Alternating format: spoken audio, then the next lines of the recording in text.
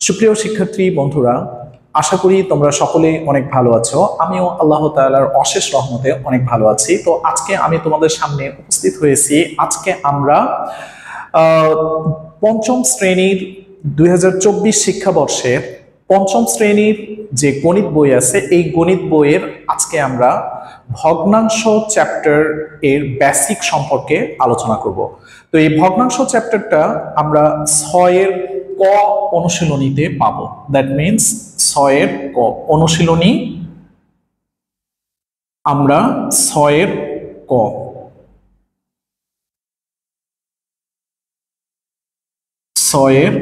ক এই অনুশীলনীতে আমরা পাবো। আর এটা হবে পৃষ্ঠা নাম্বার 38 থেকে শুরু। পৃষ্ঠা নাম্বার 38 থেকে শুরু হবে। তো পৃষ্ঠা 38 থেকে আমরা আজকে বেসিক যে আলোচনাগুলো আছে, এই আলোচনাগুলো সম্পর্কে আজকে আমি তোমাদের সামনে উপস্থাপন করব।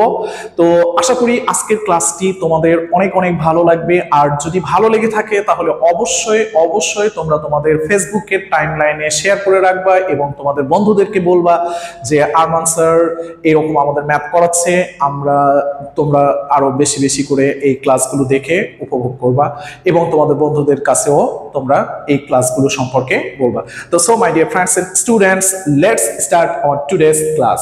তো আজকে আমি তোমাদেরকে শেখাবো ভগ্নাংশ কাকে বলে। প্রথমে এটা আমরা শিখব, ভগ্নাংশ। তো ভগ্নাংশ কথাটার অর্থ হচ্ছে ভগ্ন। এখানে আমি যদি এটাকে দুই ভাগে ভাগ করি, ভগ্ন, ভগ্ন মানে হচ্ছে ভাঙা, আর অংশ, এখানে অংশ, এই অনস্য তালবস্য, এই অংশ, এই কথাটা পার্ট হয়ে আমাদের কি হলো, অংশ। তাহলে এই দুইটা ভগ্নাংশ। দ্যাট মিনস এটা হচ্ছে ভগ্ন মানে ভাঙা, আর অংশ মানে টুকরা বা কিছু পরিমাণ, এগুলোকে বোঝানো হয়। তো এখন আমি যদি বলি ভগ্ন মানে ভাঙা আর অংশ মানে টুকরা, তাহলে ভাঙা অংশ বা টুকরা, দ্যাট মিনস আমি এরকম একটা যদি কোনো লাঠি বা কোনো একটা স্টিক যদি আমি ড্রয়িং করি, এটাকে আমি এখন সমান 4টি বা 5টি ভাগে ভাগ করলাম। তো এটাকে আমি আপাতত 6টি ভাগে ভাগ করলাম, 1 2 3 4 5 6। তো এর মধ্য থেকে আমি কালার করলাম 3টি অংশ, এটিকে আমরা বলবো 6 ভাগের 3 অংশ। এটাকে আবার গ্রিড হিসেবেও বলা হয়। তো আমরা যখন ক্লাস 6 এ উঠবো তখন এটাকে আমরা গ্রিড হিসেবে বলবো। তো এখন আমরা এখান থেকে একটা সম্পূর্ণ জিনিসকে কয়েকটা অংশে বিভক্ত করে তার মধ্য থেকে আমি 3 অংশ নিলাম। দ্যাট মিনস এই সম্পূর্ণ জিনিসটাকে আমি 6 ভাগে বিভক্ত করেছি, বিভক্ত করে এইটা থেকে আমি 3 অংশ নিয়েছি। এই 3 অংশকে বলা হয় 6 ভাগের 3 অংশ। তো এখন আমি যদি বলি ভগ্নাংশ কাকে বলে, তাহলে ভগ্নাংশ আমরা তাকেই বলবো যে কোনো একটি বস্তু বা কোনো একটি সংখ্যাকে কয়েকটি সমান অংশে বিভক্ত করে তার মধ্য থেকে কিছু অংশ নেওয়াকে ভগ্নাংশ বলে। তো so my dear friends and students, I think you will get a clear concept. তো এখন আমি এটা সম্পর্কে তোমাদের একটু যদি ডিসকাস করি, এখানে যদি সংজ্ঞাটা লিখি, তাহলে কোনো একটি বস্তু বা সংখ্যাকে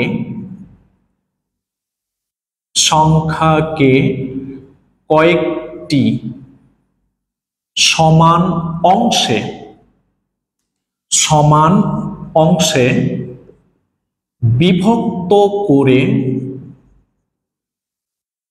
তার মধ্য থেকে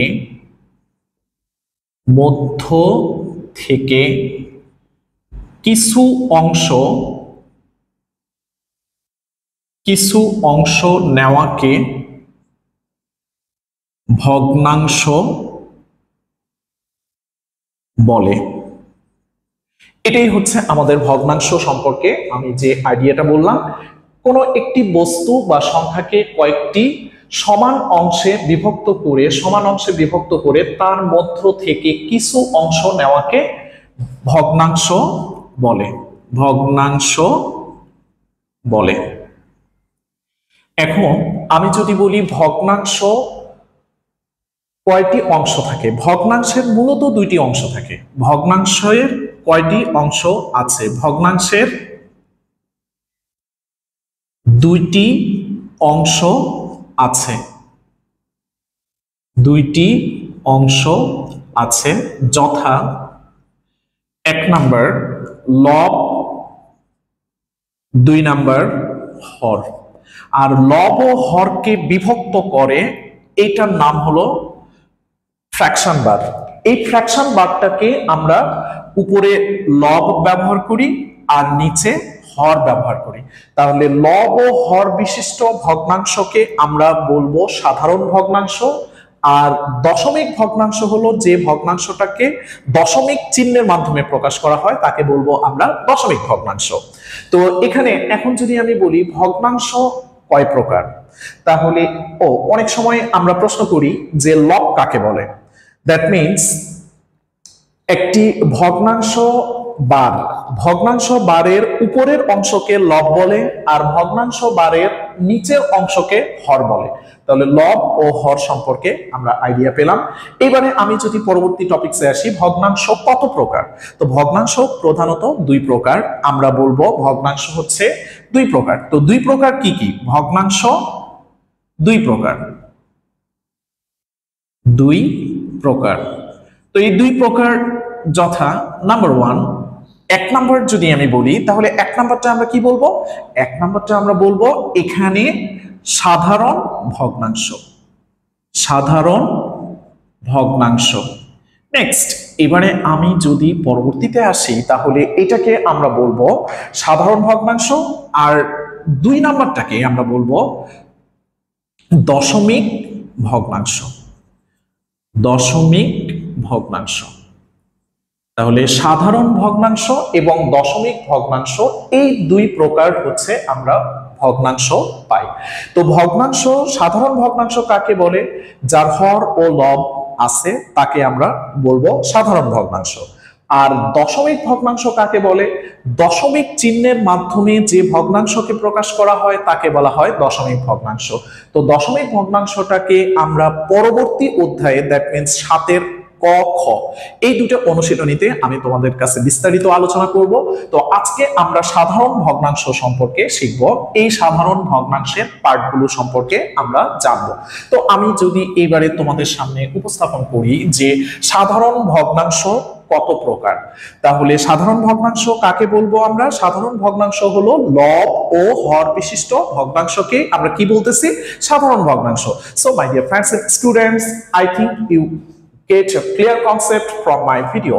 তো এবারে আমি যদি এখানে আসি সাধারণ ভগ্নাংশ কত প্রকার, তাহলে সাধারণ ভগ্নাংশ, ওকে, সাধারণ ভগ্নাংশ, সাধারণ ভগ্নাংশ 3 প্রকার, 3 প্রকার যথা নাম্বার 1, নাম্বার 1 হচ্ছে 1 নাম্বার সাধারণ ভগ্নাংশ 3 প্রকার, সেগুলোর মধ্যে একটা হচ্ছে প্রকৃত ভগ্নাংশ, প্রকৃত ভগ্নাংশ। 2 নাম্বার অপ্রকৃত ভগ্নাংশ, অপ্রকৃত ভগ্নাংশ। 3 নাম্বার মিশ্র ভগ্নাংশ, মিশ্র ভগ্নাংশ। তো বন্ধুরা, তোমরা যদি এই ভগ্নাংশগুলো সম্পর্কে জানো তাহলে এটাকে আমরা বলতেছি প্রকৃত ভগ্নাংশ, এটাকে বলতেছি অপ্রকৃত ভগ্নাংশ, এটাকে বলতেছি মিশ্র ভগ্নাংশ। তো মিশ্র ভগ্নাংশর একটা বিশেষ গুণ হচ্ছে সে সবসময় মিশ্রিত অবস্থায় থাকে। এইটা প্রকৃত ভগ্নাংশ হলো সেটাকেই বলবো আমরা যার লব ছোট বাট হর বড়, তাকে আমরা বলতেছি প্রকৃত ভগ্নাংশ। আর অপ্রকৃত ভগ্নাংশ তাকেই আমরা বলবো যে ভগ্নাংশের লব বড় আর হর ছোট। দ্যাট মিনস আমরা যদি একটা ছোট্ট উদাহরণের মাধ্যমে বলি যে এখানে আমি যদি 7/3 লিখি তাহলে 7 3 ভাগের 7, তার মানে আমার যতটুকু ক্ষমতা আছে তার চেয়ে আমি বেশি খরচ করে ফেলেছি, সেটাকে আমরা বলবো হচ্ছে অপ্রকৃত। ঠিক সিমিলারলি পরবর্তীতে আমি আরো একটা যদি দেখাই, এখানে 15 ভাগের মনে করো 11, এইরকম যে ভগ্নাংশগুলো সেগুলোকে আমরা বলবো অপ্রকৃত ভগ্নাংশ, আর এগুলোকে বলবো হচ্ছে প্রকৃত ভগ্নাংশ। দ্যাট মিনস 3/7, 5/8, তারপরে 9/15। সিমিলারলি আরো অনেক এইভাবে আমরা লিখতে পারি। তো এটাকে আমি লিখলাম 17/9। এভাবে আমরা অনেক ভগ্নাংশই বলতে পারি। আর মিশ্র ভগ্নাংশটা হচ্ছে অসাধারণ একটি ভগ্নাংশ, যার দুইটা অংশ থাকে। নাম্বার 1, 1 নাম্বার যদি আমি বলি, এখানে 2/3 তারপরে সরি 2/5 তারপরে এখানে লিখলাম 4/3/2, তারপরে এখানে লিখলাম 15/8/5। এই ভগ্নাংশগুলোকে আমরা বলতেছি মিশ্র ভগ্নাংশ। এখন দেখে নেওয়া যাক এবারে মিশ্র ভগ্নাংশ কাকে বলে, প্রকৃত ভগ্নাংশ কাকে বলে, অপ্রকৃত ভগ্নাংশ কাকে বলে। তো আমি যদি প্রথমে এই প্রকৃত ভগ্নাংশের কথা বলি, তাহলে 1 নাম্বার প্রকৃত ভগ্নাংশ। তো প্রকৃত ভগ্নাংশ কাকে বলে এটা আমি যদি লিখতে চাই, তাহলে যে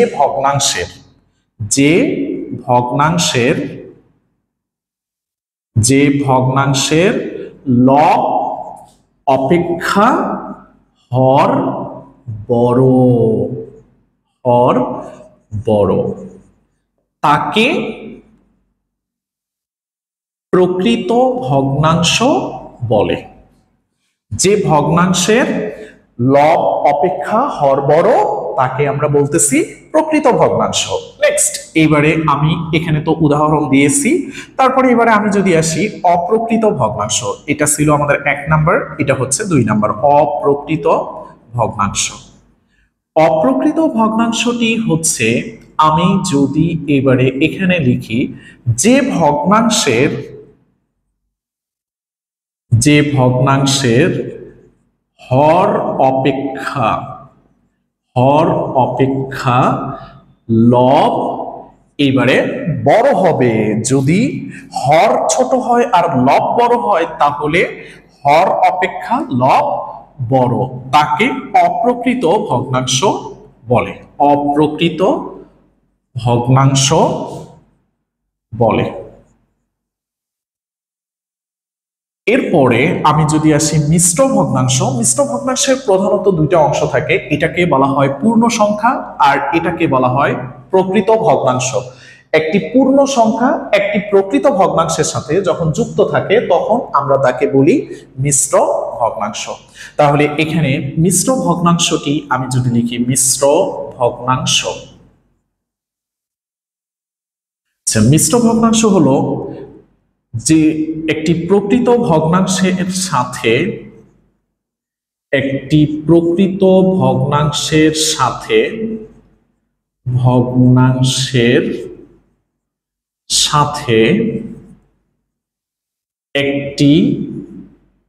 পূর্ণ সংখ্যা। তো পূর্ণ সংখ্যার আরেকটা নাম আছে, সেটাকে আমরা বলি সমস্ত সংখ্যা। পূর্ণ সংখ্যা যুক্ত থাকে তাকে মিশ্র ভগ্নাংশ বলে। ওকে, তো আমরা এই 3টা ভগ্নাংশের কি পেলাম, আমরা হচ্ছে প্রকৃত ভগ্নাংশ, অপ্রকৃত ভগ্নাংশ, মিশ্র ভগ্নাংশ, এই 3টি ভগ্নাংশ সম্পর্কে আমি তোমাদের ডিসকাস করলাম। তো এই ভগ্নাংশগুলো বাদেও আমাদের আরো কিছু ভগ্নাংশ আছে যেগুলোকে আমরা বলি সমতুল ভগ্নাংশ। তারপরে আমরা অনেক সময় আরো আকৃতি ও গঠন অনুসারে আবার ভগ্নাংশগুলোকে আমরা কিন্তু আরো ভাগে ভাগ করতে পারি। যেমন আমি যদি বলি আকৃতি অনুসারে ভগ্নাংশ কত প্রকার, তাহলে আমরা কিন্তু আবার এগুলো বলবো না, তখন আমরা বলবো সরল, যৌগিক আর হচ্ছে সাধারণ। তাহলে এই যে এই ভগ্নাংশগুলো আমি আপাতত যেগুলো তোমাদের ক্লাস 5 এর স্ট্যান্ডার্ড অনুসারে আমি তোমাদেরকে এগুলো শেখাচ্ছি। তো so my dear friends and students, what I am trying to say, I think you get a clear concept from my video. তো এই ভিডিওগুলো দেখে তোমরা অবশ্যই বেশি বেশি করে তোমাদের ফেসবুকের টাইমলাইনে শেয়ার করবা, তোমাদের বন্ধুদেরকে বলবা যে আরমান স্যার এভাবে আমাদেরকে ম্যাথ করাচ্ছে, ভেঙে ভেঙে করাচ্ছে। আর এই ভিডিওগুলো দেখে অবশ্যই অবশ্যই তোমরা অনেক অনেক উপকৃত হবা। তো সো এবারে আমি যদি পরবর্তী টপিকসে আসি, তাহলে আমি এবারে লিখব এখানে আবার যে পার্টটা আসবে সেটা হচ্ছে আমাদের এইবারে সমতুল ভগ্নাংশ কাকে বলে। সমতুল, এটি হচ্ছে আমাদের সব সময় মানে বলা যায় ম্যাক্সিমাম সময়ে আসে। তো সমতুল ভগ্নাংশটা, সো এটা হচ্ছে অনেক ইম্পর্টেন্ট। তো সমতুল ভগ্নাংশ কাকে বলে এটা যদি আমি তোমাদেরকে এবারে বলি, তো সমতুল ভগ্নাংশ হচ্ছে কোনো একটা ভগ্নাংশ, আমি জাস্ট একটা এক্সাম্পল দিয়ে বুঝাই, তাহলে আমার মনে হয় যে এটা তোমাদের কাছে ক্লিয়ার হবে। তো আমি নিচের এই টপিকসগুলো আপাতত মুছে দিই। তো তোমরা যেহেতু এগুলো লিখে ফেলছো এবং নোট করে ফেলছো, তো সো আমি এবারে এটা যদি মুছে দেই, তো এখানে আমি যেটা পাচ্ছি, সাপোজ মনে করো 2/3 এটি একটি ভগ্নাংশ। এই ভগ্নাংশটার এটাকে আমরা বলতেছি লব, এটাকে বলতেছি হর। আর এই লব হরকে শূন্য ব্যতীত আমি যে কোনো সংখ্যা, সেটা 2 হইতে পারে, 3 হইতে পারে, সেটা 4 হইতে পারে, সেটা 5 হইতে পারে, 6 হইতে পারে, মানে যে কোনো সংখ্যা দ্বারা আমি যদি এটিকে লব হরকে গুণ করি, তাহলে যে ভগ্নাংশটি আমি পাবো সেই ভগ্নাংশটিকে আমরা বলবো প্রদত্ত ভগ্নাংশের সমতুল ভগ্নাংশ। এই ভগ্নাংশটা আর এই ভগ্নাংশটা, এই দুটা ভগ্নাংশকে আমরা বলতেছি সমতুল ভগ্নাংশ। এরা হলো পরস্পরের সমতুল ভগ্নাংশ। তাহলে এইভাবেও বলা যায়, আবার আরেকভাবে বলা যায়, যদি 2 বা ততোধিক ভগ্নাংশের মান সমান হয় তবে তাদেরকে আমরা পরস্পরের সমতুল ভগ্নাংশ বলতে পারি। তো এখন আমি যদি এখানে লিখি যে কোনো একটি ভগ্নাংশের, ওকে লেখাটা একটু বড় করি, কোনো একটি ভগ্নাংশের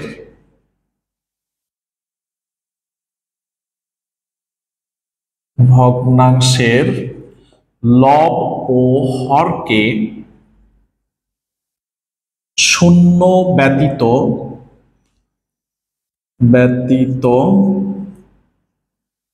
যে কোনো সংখ্যা দ্বারা, তো শূন্য এটাকে আমরা এভাবে লিখি, শূন্য ব্যতীত যে কোনো সংখ্যা দ্বারা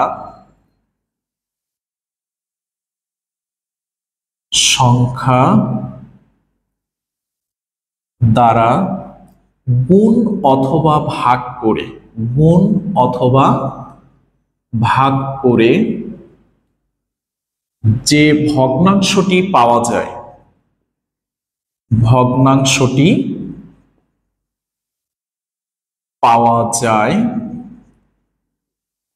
তাকে প্রদত্ত ভগ্নাংশের সমতুল ভগ্নাংশ বলে। প্রদত্ত ভগ্নাংশের সমতুল ভগ্নাংশ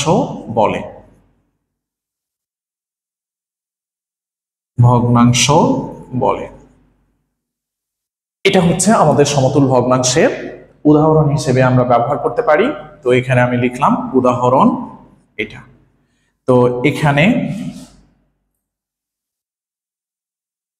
2/3 হলো 8/12 এর সমতুল ভগ্নাংশ। এটা তো এখান থেকে আমরা তাহলে বুঝতে পারলাম সমতুল ভগ্নাংশ কাকে বলে। কোনো একটি ভগ্নাংশের লব ও হরকে শূন্য ব্যতীত যে কোনো সংখ্যা দ্বারা গুণ অথবা সংখ্যা দ্বারা, এই দ্বারা কথাটি এখানে অ্যাড হবে। আচ্ছা, সংখ্যা দ্বারা গুণ অথবা ভাগ করে যে ভগ্নাংশটি পাওয়া যায় তাকে প্রদত্ত ভগ্নাংশের সমতুল ভগ্নাংশ বলে। তো উদাহরণ হিসেবে আমি এখানে এটা ব্যবহার করেছি। তো উদাহরণ ফুল ফর্মে লিখি উদাহরণ। ওকে, উদাহরণ আমি এটা ব্যবহার করেছি। তো নেক্সট এবারে আমি যদি আসি, আমরা মাঝে মাঝে কিছু ভগ্নাংশ দেখতে পাই যে ভগ্নাংশগুলোকে বলা হয় একটার সাথে আরেকটার কম্পেয়ার করতে বলা হয়। তো কম্পেয়ার জিনিসটা কেমন, যেমন আমি যদি বলি এখানে 2/3, আরেকটা লিখেছি 5/3, তাহলে এই দুটা ভগ্নাংশেরই কিন্তু আমাদের হর সমান। তো সেই ক্ষেত্রে এটা বড় না এটা বড়, সেটা আমরা we can easily identify which one is greater। তো এখান থেকে আমরা সহজেই বের করতে পারবো কোন ভগ্নাংশটা বড় আর কোন ভগ্নাংশটাই ছোট। তো এখানে দেখতে পাচ্ছি আমার হর সমান, তাহলে যার লব বড় সেই ভগ্নাংশটি সমান হবে। তো সেই ক্ষেত্রে এই কন্ডিশনটাকে আমরা দুইটা নোট হিসেবে লিখে রাখবো। Note number 1। তো দুই বা ততোধিক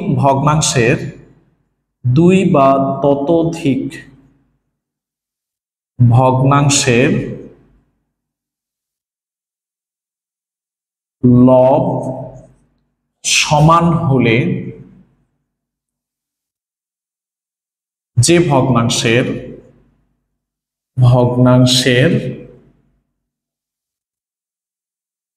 হর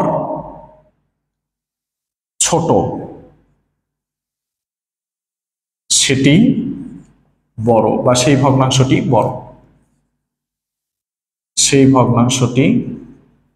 বড়। নোট নাম্বার 2, দুই বা ততোধিক ভগ্নাংশের হর সমান হলে যে ভগ্নাংশের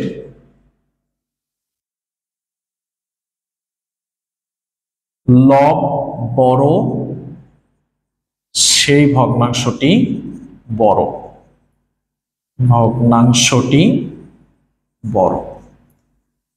এটা তো এই নোটগুলো আমরা যদি জানি, আর এই বেসিক আইডিয়াগুলো আজকে আমি তোমাদের সামনে শেয়ার করলাম। এই বেসিক আইডিয়াগুলোর উপর ডিপেন্ড করে আমরা পরবর্তী যে ক্লাসটি আমাদের সামনে আসতেছে সেই ক্লাসটিতে আমি তোমাদেরকে এই টপিকসগুলো ব্যবহার করে কিভাবে ম্যাথ করতে হয়, কিভাবে সমাধান করতে হয়, এবং কিভাবে মিশ্র ভগ্নাংশ থেকে অপ্রকৃত ভগ্নাংশে প্রকাশ করা যায়, আর মিশ্র ভগ্নাংশ থেকে আমরা অপ্রকৃত ভগ্নাংশে কিভাবে প্রকাশ করব সেই নিয়মটা আমি আজকে তোমাদেরকে এখানে লিখে দিচ্ছি। যে কোনো একটা মিশ্র ভগ্নাংশ থেকে আমরা অপ্রকৃত ভগ্নাংশে কিভাবে যাব। তাহলে এখানে এটাকে বলা হয় মিশ্র ভগ্নাংশ থেকে অপ্রকৃত ভগ্নাংশে প্রকাশের সূত্র। মিশ্র ভগ্নাংশ থেকে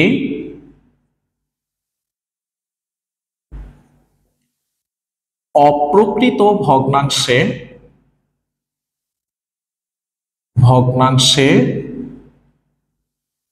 প্রকাশ করার সূত্র। ওকে, সূত্রটি হচ্ছে অপ্রকৃত ভগ্নাংশ সমান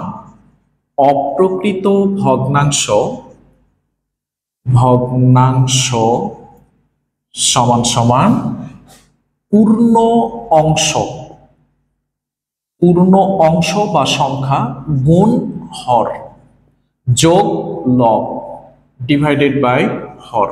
যেমন লাইক এস, আমি যদি এখানে একটা মিশ্র ভগ্নাংশ লিখি 3/7/2, তো এটাকে আমি যদি মিশ্র ভগ্নাংশ থেকে অপ্রকৃততে নিয়ে যাই তাহলে 3 গুণ 7 যোগ 2, আর নিচের লাইনে হরই থাকবে। তো এটাকে 3 7 21 আর যোগ 2, তাহলে এখানে 7, আমি এবারে যোগ করলে 23/7।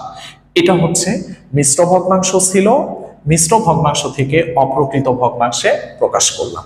তো এই মিশ্র ভগ্নাংশ থেকে অপ্রকৃত ভগ্নাংশে প্রকাশ করার এই সূত্রটি আমাদের মনে রাখতে হবে। অনেক সময় আমাদের পরীক্ষায় আসে মিশ্র ভগ্নাংশ থেকে অপ্রকৃত ভগ্নাংশে প্রকাশ করার সূত্রটি লেখো। তারপরে ভগ্নাংশের যোগ বিয়োগ এগুলো সম্পর্কে আমরা জানবো, ছোট বড় কিভাবে আইডেন্টিফাই করতে হয় সেটা আমরা জানবো।